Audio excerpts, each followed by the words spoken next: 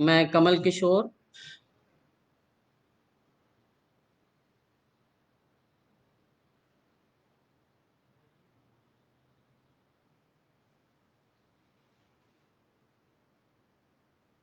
नमस्कार, मैं कमल किशोर, SCRT लखनऊ से।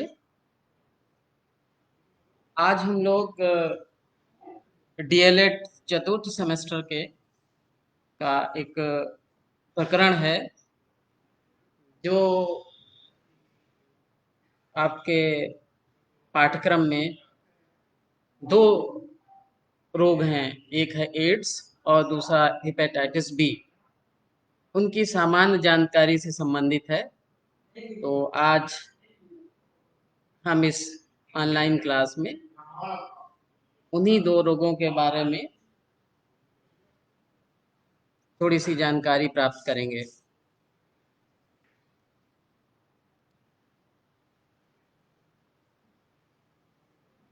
एड्स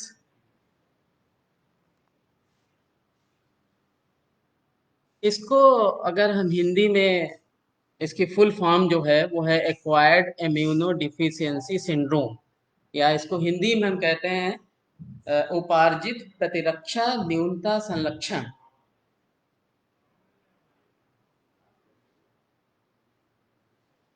हम जानते हैं कि हमारे शरीर में रोगों से लड़ने के लिए एक प्रतिरक्षी सिस्टम होता है, एक इम्यून सिस्टम होता है जो हमें रोगों से बचाता है।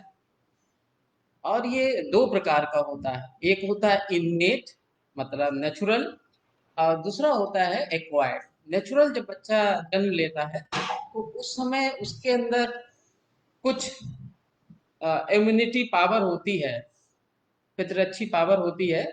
तो उसको हम इननेट कहते हैं। लेकिन जैसे वो वातावरण में एक्सपोज होता है तो बहुत से जो जीवाणु विषाणु और कवक वगैरह हैं उनके संपर्क में आता है, तो उसके शरीर में जो प्रतिरक्षा सिस्टम है वो उनकी पहचान करता है और धीरे धीरे उनके खिलाफ एक सिस्टम डेवलप कर लेता है। हम कह सकते हैं कि एंटीबॉडी डेवलप कर लेता है।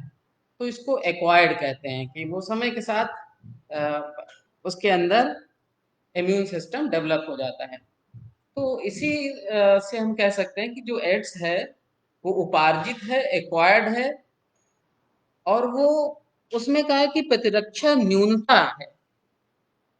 व्यक्ति के अंदर इम्यून सिस्टम होता है जो रोगों से लड़ता है, लेकिन इस रोग में क्या होता है कि जो इम्यून सिस्टम है वो कम होता चला जाता है, उसमें डिफिशियंसी होती चली जाती है। वो बचपन से नहीं थी उसके पास, वो उसने एक्वायर कर ली। सिंड्रोम का मतलब होता है ग्रुप ऑफ सिम्टम्स। बहुत से सिम्टम्स होते हैं इस एड्स बीमारी में।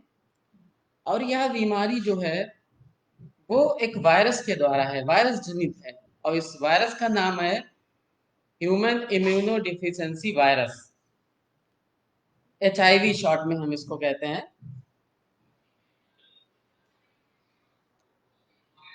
हम ये जानना चाहते हैं कि ये जो बीमारी है, सबसे इसका थोड़ा सा इतिहास भी है। देख, सबसे पहले ये बीमारी USA में हिताई शहर में सबसे पहला मरीज इसका देखा गया था। और उसके बाद देखते ही देखते अभी पिछले सालों में ये पूरे विश्व में फैल गया है। अगर हम यहाँ पर इसका पिक्चर देखें तो एक लाल रिबन है जो उसने पूरे ग्लोब को घेर रखा है।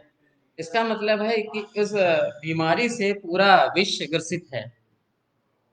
और ये जो सिंबल है रिबन का, ये सॉलिडेरिटी का, सद्भावना, जो भी एड्स और HIV से ग्रसित हैं उनके लिए एकजुटता का प्रतीक है।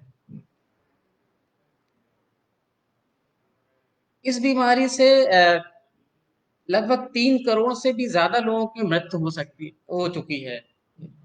इसका मतलब हम कह सकते हैं कि ये बहुत ही भयंकर महामारी है। ये मनुष्य में कैसे आया? अगर इस बारे में माना जाता है कि यह जो वायरस है वो अफ्रीका में पाए जाने वाले ग्रीन मंकी, उसमें पाए जाने वाला एक वायरस, उसको बोला जाता है SIV कहा गया था, सीमियन इम्यूनो डिफिशियंसी वायरस, उससे मिलता जुलता है। और माना गया कि मनुष्य ने अ, उस बंदर के संपर्क में आए, या माना जाता है कि उनका मांस खाया, या उनके लीवर से कुछ दवाएं, वैक्सीन वगैरह बनाई गई थी, उससे ये मनुष्य के अंदर आ गया। या ऐसा माना जाता है कि उस बंदर ने किसी मनुष्य को काट लिया, और तो उसके जो घाव थे वहां से वो वायरस मनुष्य के अंदर प्रवेश कर गया। ये जो एसआईवी था, ग्रीन मंकी, ये ज्यादा खतरनाक नहीं था, लेकिन जब मनुष्य के अंदर आया तो ये धीरे धीरे से म्यूटेशन हुआ, बदलाव हुए, और एक ज्यादा नुकसानदायक वायरस बन गया। फिलहाल कुछ भी हो, वो कैसे भी आया, ये ज्यादा बड़ा मुद्दा नहीं है, क्योंकि अब आ चुका है। तो अब हमें इसके बारे में, इसको निदान की बारे में जानना है। इस वायरस को सन 1986 में इंटरनेशनल कमेटी ऑफ टैक्सोनॉमी, ये जो कमेटी है, ये जो लिविंग ऑर्गेनिज्म है, प्लांट हैं, एनिमल हैं, जो वायरस, बैक्टीरिया, फंजाई, इन सब का नाम देने का काम करते हैं ये। तो इन्होंने इसका नाम एचआईवी दिया।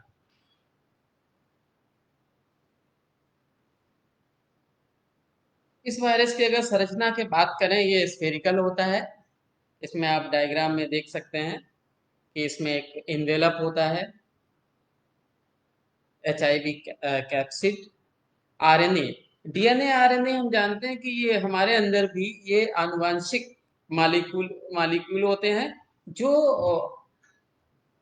उनके गुणों को एक जनरेशन से दूसरी जनरेशन में पहुंचाते हैं। हम लोगों के अंदर ये काम डीएनए का होता है मेनली, लेकिन इस वायरस के अंदर यही काम आरएनए करता है। इसमें एंजाइम्स भी होते हैं, एचआईवी ग्लाइकोप्रोटीन, ये जो आप देख रहे हैं, और कुछ एंजाइम्स भी हैं। हम बात करते हैं कि एचआईवी वायरस का प्रसार कैसे होता है, क्योंकि ये संक्रमण महामारी है। जैसे हम इस समय देख रहे हैं कि कोरोना वायरस है, उसका किस तरीके से वो फैलता है, उसी तरीके से हम जानना चाहते हैं कि ये इस किस तरीके से ये फैलता है एक व्यक्ति से दूसरे में। तो इसका सबसे जो मुख्य तरीका है, वो है संक्रमित व्यक्ति के यौन संपर्क से। और भी है संदूषित रक्त और रुधिर उत्पादों से। रक्त ऐसे व्यक्ति का जो एचआईवी वायरस से संक्रमित है, उसका रक्त अगर किसी स्वस्थ मनुष्य को दिया जाता है, रक्त उत्पाद मतलब उसमें प्लाज्मा है, आरबीसी, डब्ल्यूबीसी है, उसका कोई भी उत्पाद किसी दूसरे व्यक्ति को दिया जाता है, तो वो भी संक्रमित हो जाता है। संक्रमित सुइयों के साझा प्रयोग से देखते हैं कि जो ड्रग अब्यूज होते हैं, जो लोग ड्रग्स को एक सुई से आपस में शेयर करते रहते हैं, तो वहां पर इसका चांसेस ज्यादा है।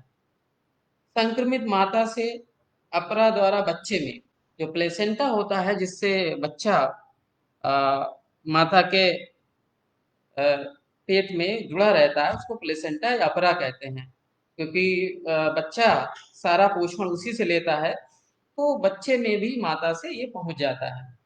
इसके अलावा और बहुत सी चीजें हैं, जैसे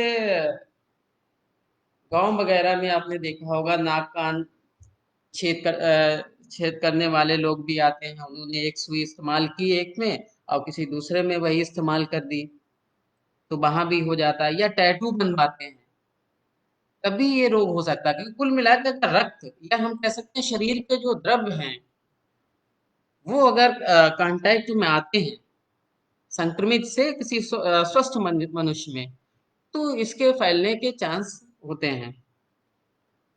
डायग्राम से समझ सकते हैं आप।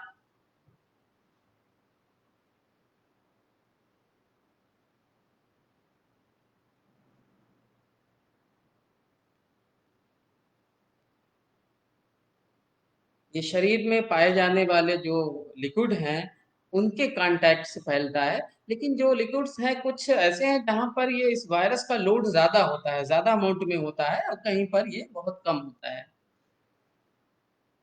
अब कुछ जगह ऐसी, कुछ ऐसे भी तरीके हैं जिनसे एचआईवी नहीं फैलता। मान लिया किसी के एचआईवी संक्रमित हो गया है, तो हमें उसको हे दृष्टि से नहीं देखना है, निग्लेक्ट नहीं करना है उसको सोसाइटी से। इसके लिए क्या है, हमें जानकारी होना चाहिए कि ये किस तरीके से फैलता है और किस तरीके से नहीं। तो ये किसिंग से नहीं फैलता है, सामान्य किसिंग से, हगिंग गले लगाने से नहीं फैलता है, अगर आप अपना खाना शेयर कर रहे हैं इस तरीके से भी नहीं, मच्छर काट ले आपको या कोई ब्लड सकिंग इंसेक्ट काट लेता है तो भी ये नहीं फैलता है। टॉयलेट सीट्स,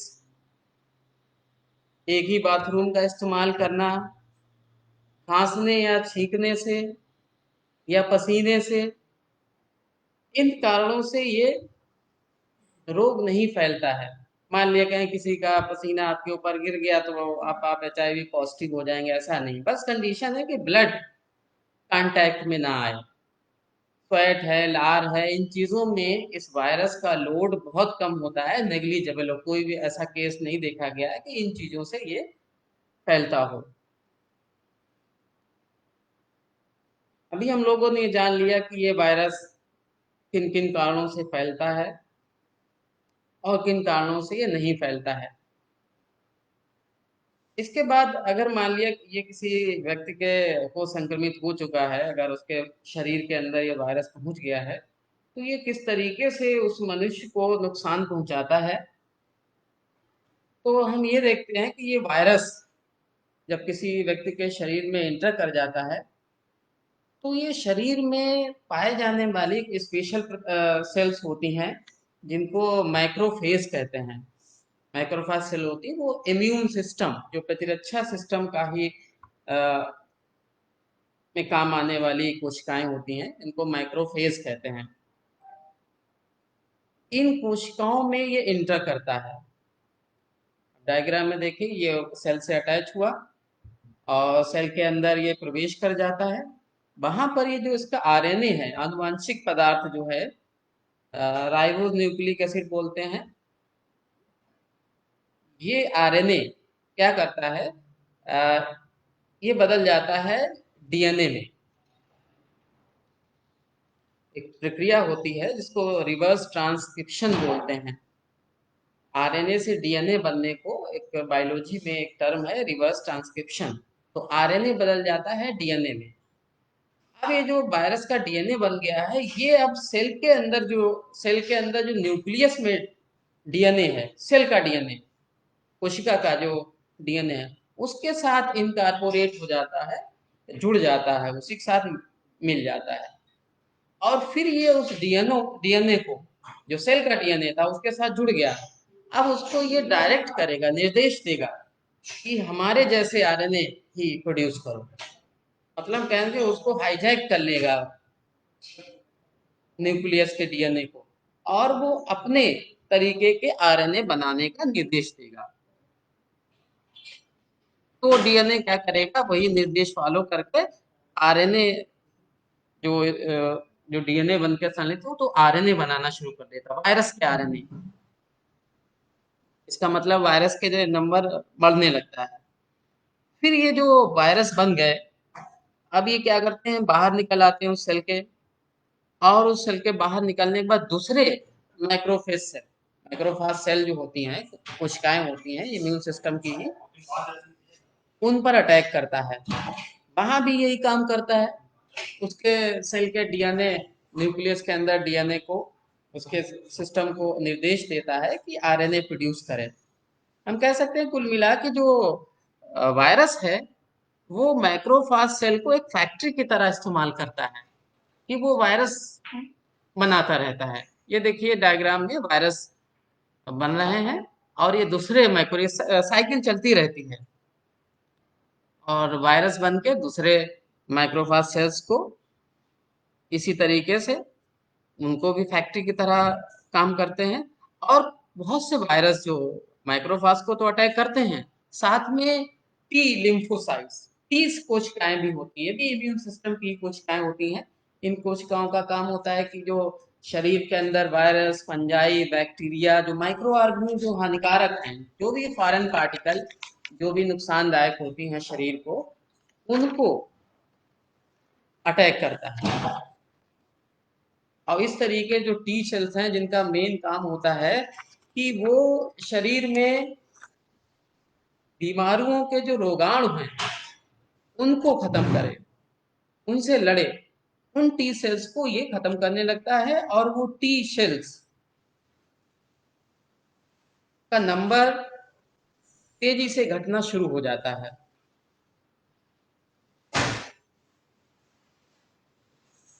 अब जब संक्रमण कोई व्यक्ति संक्रमित हो जाता है तो उसमें क्या लक्षण होते हैं? सामान्यतः ये देखा गया है कि ज्यादातर व्यक्तियों में एचआईवी पॉजिटिव हो जाने पर, उसके अंदर वायरस जाने पर, उसमें कोई लक्षण दिखाई नहीं देते हैं। कुछ ही लोगों में लक्षण दिखाई देते हैं। उन लक्षणों में क्या होता है, फ्लू लाइक लक्षण दिखाई देते हैं, जैसे बार बार बुखार आना, दस्त होना, वजन घटना। ये कुछ थोड़े दिनों के लिए ये लक्षण उसको दिखाई देते हैं और फिर वो ठीक हो जाते हैं, क्योंकि अब सारी टी सेल्स तो अभी खत्म नहीं हुई, वो उनसे लड़ने के लिए एंटीबॉडी बना भी देती हैं, तो उनके बीच एक विरोध चलता रहता है। लेकिन टी कोशिकाएं जो हैं, जो इम्यून सिस्टम की कोशिकाएं हैं, जो रोगों से हमें बचाती हैं, उनकी संख्या धीरे धीरे कम होती चली जाती है और व्यक्ति धीरे धीरे रोगों से लड़ने की जो क्षमता है वो कम होती चली जाती है। और जो सहायक टी कोशिकाओं की संख्या में जब गिरावट होती है, बहुत नंबर इनका कम होने लगता है, तो उसको बहुत सारे रोग घेरना शुरू कर देते हैं, क्योंकि उसका इम्यून सिस्टम वीक हो गया, तो उसको बहुत से बैक्टीरिया, वायरस, फंजाई, टॉक्सोप्लाज्मा जैसे परजीवी जो हैं, उनसे भी व्यक्ति संक्रमित हो जाता है। अगर ये उसके अंदर एचआईवी का वायरस नहीं होता तो वो इन रोगों से वो लड़ सकता था, इन रोगों से वो प्रभावित नहीं होता। लेकिन क्योंकि अब उसके टी सेल्स का नंबर कम हो रहा है, उसके अंदर एचआईवी वायरस इंटर कर चुका है, तो वो इन संक्रमण से अपनी रक्षा नहीं कर पाता है। अभी हम लोगों ने बात की है कि एचआईवी संक्रमित हो जाने पर ज्यादातर व्यक्तियों में कोई लक्षण दिखाई नहीं देते हैं। तो कब लक्षण दिखाई, कभी तो दिखाई देंगे, शुरू में नहीं दिखाई देते हैं। तो इसके लिए हम उसके ऊष्मायन अवधि या इंक्यूबेशन पीरियड, एचआईवी वायरस का इंक्यूबेशन पीरियड, तो इससे पहले हम जानना चाहते हैं कि जो एड्स और एचआईवी दोनों एक ही चीज नहीं है। हमने लिखा है AIDS not equal to HIV. कोई व्यक्ति एचआईवी पॉजिटिव हो सकता है, उसके अंदर वायरस है, लेकिन अभी उसे एड्स नहीं हुआ है। एचआईवी का मतलब है जैसे अ, अब एचआईवी आ चुका है, वो अब टी सेल्स की संख्या को धीरे धीरे कम कर रहा है, और जब ये सेल बहुत ज्यादा कम हो जाएंगे, टी सहायक टी सेल्स, टी कोशिकाएं, तब उसको बहुत से रोग घेर लेंगे, तब उसको बहुत से रोग घेरेंगे, तब ऐसी लास्ट स्टेज को हम एड्स कहते हैं। हम कहेंगे अब इसको एड्स हो गया है। तो ये स्थिति आती कब है? जैसे अभी हम लोग देख रहे हैं कि कोरोना संक्रमण के केस में उसकी भी इंक्यूबेशन पीरियड है, 1 दिन से लेकर 14 दिन के अंदर उसमें संक्रमण के लक्षण दिखाई देने लगते हैं। यहाँ पर ये बहुत पीरियड बहुत लंबा है।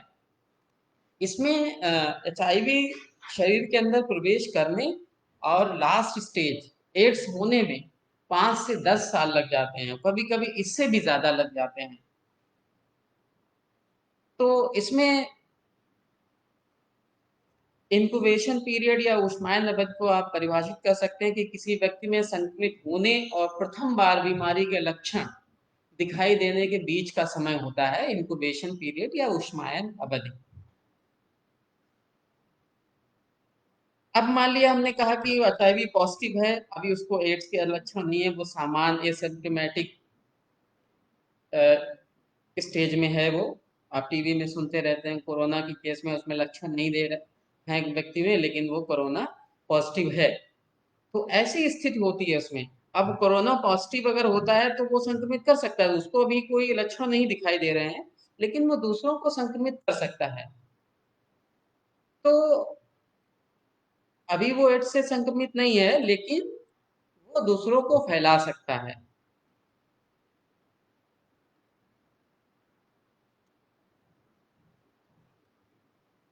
एचआईवी टेस्ट कैसे किया जाता है कि किसी व्यक्ति में, पहली चीज तो ये जल्द जल्द शुरू में पता नहीं चलते हैं, लेकिन कोई व्यक्ति खुद ही बताता है कि ये ऐसी स्थिति है, तो मुझे लगता है कि ऐसा हो सकता है। तो ऐसी कंडीशन में इसके लिए एक टेस्ट होता है, इसका नाम है एलिसा टेस्ट। तो इस टेस्ट में क्या किया जाता है,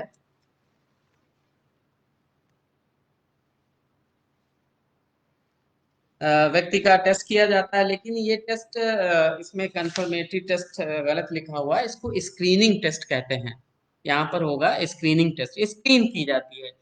तो ये बिल्कुल 100% श्योर नहीं है। पॉजिटिव आया तो आप कहें कि हाँ है ही, कुछ और रोगों में भी ये टेस्ट पॉजिटिव आ जाता है, और निगेटिव आया तब नहीं है। तो अगर ये पॉजिटिव आता है तो इसको कंफर्म करने के लिए एक दूसरा टेस्ट है जिसको बोला जाता है वेस्टर्न ब्लॉट टेस्ट।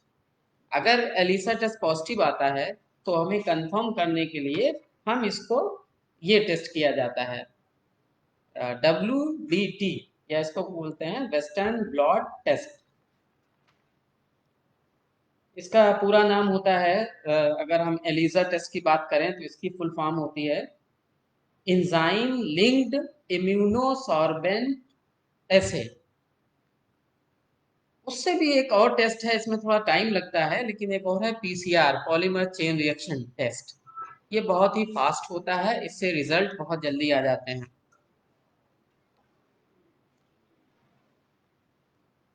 अभी हम लोगों ने बात की इंक्यूबेशन पीरियड, इसका बहुत बड़ा होता है, 5 से 10 साल या उससे भी ज़्यादा हो सकता है।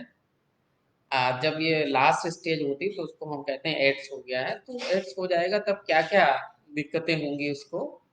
तो ये क्या होता है कि रक्त में जो सहायक टी कोशिकाएं हैं, टी लिम्फोसाइट्स कहते हैं, उनकी संख्या 200 पर मिलीमीटर क्यूब से कम हो जाती है। पर मिलीमीटर क्यूब रक्त में इससे भी कम हो जाती है। वैसे सामान्य व्यक्ति के रक्त में ये 500 से 1600, 1600 पर ब्लड होती हैं, क्यूब होती हैं। लेकिन जब कोई व्यक्ति HIV पॉजिटिव हो जाता है और वो एड्स की स्थिति में फाइनल स्टेज में पहुंच जाती है ये बीमारी, तो ये उसके अंदर संख्या 200 से भी कम हो जाती है। और जब ये संख्या बहुत कम हो जाएगी तो उसके जो संक्रमण है, अब वो बहुत सी बीमारियों का से संक्रमित हो जाएगा, क्योंकि वो वीक है। इसलिए सारे, इसको कहते हैं कि गंभीर अवसरवादी संक्रमण हो जाते हैं। निमोनिया हो जाएगा उसको, ट्यूमर कैंसर हो जाएगा, टीबी होगा, ये रोग उसको घेर लेते हैं, क्योंकि वो अब उसके अंदर जो इम्यून सिस्टम है वो वीक हो चुका है। तो वो इन सभी बीमारियों से ग्रसित हो जाएगा। डिमेंशिया, उसकी याद मेमोरी वीक हो जाएगी। लिम्फ नोड्स जो होते हैं गांठ, वो उनमें कैंसर हो जाता है। तो ये फाइनल स्टेज जो एड्स की है, ये उसमें लक्षण दिखाई देते हैं उस समय। तो अभी हम लोगों ने एड्स का पूरी साइकिल के बारे में देखा कि एड्स कैसे फैलता है, किन कारणों से फैलता है और किन कारणों से नहीं होता है। उसकी हमने मैकेनिज्म भी जान ली कि जो वायरस शरीर के अंदर इंटर कर जाता है वो किस तरीके से मैक्रोफाज सेल्स जो होती हैं, इम्यून सिस्टम का की एक सेल होती हैं, उन पर सबसे पहले अटैक करता है। उन सेल को ये फैक्ट्री की तरह इस्तेमाल करता है, उनसे अपने जैसे और वायरस प्रोड्यूस करने के निर्देश देता है। और ये जैसे ही वायरस बनते हैं, सेल के बाहर आते हैं और सेल्स को ये अटैक करते हैं। और उसके साथ ही माइक्रोफाज सेल को अटैक करते ही करते हैं, साथ में टी सेल्स जो मेन उनका काम होता है इम्यून सिस्टम हमारा मजबूत रखना, रोगों से लड़ना, उनको खत्म करना शुरू करता है। और जब उनकी संख्या कम होती तो हमको जो साधारण से, जो सामान्य व्यक्ति में जो रोग नहीं होंगे, वो भी रोग HIV पॉजिटिव वाले व्यक्ति में हो जाते हैं और फाइनली वो एड्स की स्थिति में पहुंच जाता है। अब हम इसको एक फ्लो चार्ट में देखते हैं। सबसे पहले जो HIV एड्स का जो वायरस है वो शरीर में इंटर करता है, तो माइक्रोफाज सेल में वो फैक्ट्री की तरह काम करता है। वहां पर ये बहुत सारे वायरस बनाता रहता है और वायरस आके T cells, helper T cells को खत्म करना शुरू कर देते हैं, उनको नष्ट करते हैं। और जैसे जैसे ही ये जो हेल्पर टी सेल्स खत्म होती जाती हैं तो आदमी, उस व्यक्ति का, संक्रमित व्यक्ति का इम्यून सिस्टम कम होता जाता है, इम्यूनिटी कम, the function of cell mediated immunity decreases. अब क्या होगा, इम्यूनिटी कम हो गई तो उसके अंदर ये एड्स के सिम्टम्स आएंगे। क्या होगा उसमें, अपॉर्चुनिस्टिक इन्फेक्शन, अवसरवादी संक्रमण हो जाते हैं। क्योंकि वीक है तो बहुत से अवसर मिल जाएगा, जो बैक्टीरिया, फंजाई, वायरस हैं, तो उससे टीबी, निमोनिया और जो अभी हम लोगों ने बात की ये रोग हो जाएंगे। मैलिग्नेंसी डेवलप्स मतलब कैंसर हो जाते हैं, और फाइनली डेथ। तो हम कह सकते हैं कि इस रोग में व्यक्ति का की मृत्यु निश्चित है, उसे कोई उसको बचाया नहीं जा सकता। एड्स अगर रोग हो चुका है तो उसका निदान क्या है, उसको कैसे ठीक किया जाए? तो कहते हैं कि जो भी दवाएं हैं अभी तक उपलब्ध है, इसका कोई अभी इलाज नहीं बना है जो पूर्ण रूप से इसको खत्म कर सके। जो दवाएं हैं वो थोड़ा बहुत ही प्रभावी हैं। ये क्या करती हैं, केवल व्यक्ति की जो मृत्यु की जो टाइम है, अवधि को बढ़ा देता है। कहते हैं कि औषधियां रोगी की अवश्य मृत्यु को आगे सरका सकती हैं, रोक नहीं सकती हैं। मृत्यु उसकी निश्चित है। उसमें कुछ दवाएं, एक है AZT, एजिडोथायमिडीन। ये एक बहुत माना जाता है कि ये इफेक्टिव दवा है, ये इस्तेमाल की जाती है। इसका भी मेन काम यही होता है कि ये व्यक्ति के रोग को, उसकी जो संक्रमण से थोड़ा और ज्यादा दिन जीवित रहेगा। तो AZT, एजिडोथायमिडीन, या इसका और भी नाम है जाइडोवोलेडीन। दूसरा है हार्ट, इसका नाम है highly active anti retroviral therapy. ये बहुत ही इफेक्टिव है, एक थेरेपी है, लेकिन बहुत कॉस्टली है और हर जगह अवेलेबल भी नहीं है। इन सबका मुख्य काम है कि ये क्या करेंगे, जो वायरस संख्या में ज्यादा बढ़ रहे हैं उनकी संख्या पर थोड़ा रोक लगाएंगे। तो अभी हम लोगों ने देख लिया है कि जो एड्स बीमारी है उसमें संक्रमित व्यक्ति की मृत्यु निश्चित है, और एक महामारी भी है। हमने देखा कि पूरा विश्व इससे संक्रमित, सभी जगह पर ये रोग फैल चुका है। तो और इसका जो जागरूकता है, अवेयरनेस ही इसका इलाज है।